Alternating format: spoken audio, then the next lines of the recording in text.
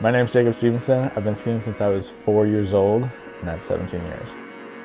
I grew up at Afton Alps in Minnesota, and my dad used to take me out when I was young. And I remember going out there with my little skis as a little boy. And then I taught my little brother, little sister how to ski.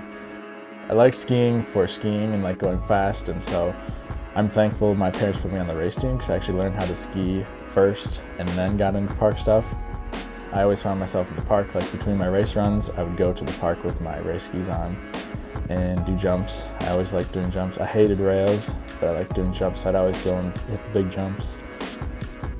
If you're a skier, it's not if you tear your ACL, it's when you tear your ACL. And so I always had that in the back of my head, kind of figuring that I would wreck my knee eventually, because the bigger and bigger I got. So as I learned more tricks and hit bigger jumps, you know, it played in the back of my head, but I hadn't been hurt, so I wasn't afraid. And so I'd just keep throwing things, which is good because I knew that it's bound to happen. I might as well just keep trying things. The day of the crash, it was a big air competition. Sunday morning, it was like 20 degrees, so it was kind of cold, but it was bluebird sunny.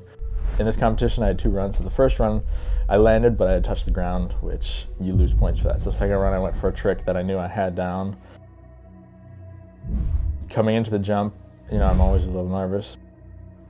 When I take off is when I know if things are going good or bad. And then I hit the ground and my knee buckled and I just kind of like fell forward into the snow. As I was sliding down the landing, I remember being in pain. It was weird. It was like super slow motion. As soon as my skis hit the ground, the world like slowed down. And I felt myself just fall to the right and my knee popped twice. And then I saw the back of my ski. And so I was sliding around on my back and like holding my knee at the same time. I had no idea what it was. Cool.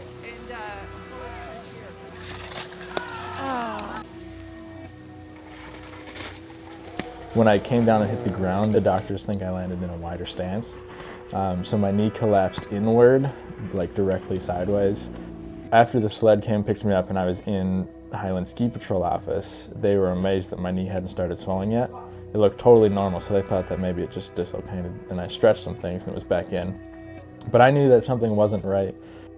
About a week later, we had an MRI scheduled, and when I was there, he said, yeah, you have some unusual movement on your ACL, and then your medial and your lateral movements there's too much movement. So we think that you have either stretched or torn at least one ligament. And I said, okay, so that's not so bad. They put me in the MRI, and I came out to a different doctor, and he said, you have so much damage that this doctor doesn't even know what to do.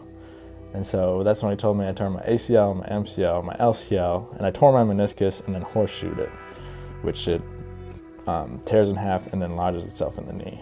So I couldn't bend my knee all the way and I couldn't go all the way straight. And then the surgery took about 5 hours, he said.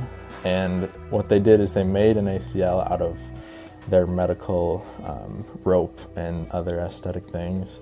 So they created an ACL. My MCL ripped from the top but was still attached to the bottom. So I pulled it out of my calf and brought it up and put a screw through my knee, so my MCL is still original. And then I had a donor LCL, which was actually someone else's Achilles tendon from a donor, and they made an LCL out of that. And then I tore my knee again.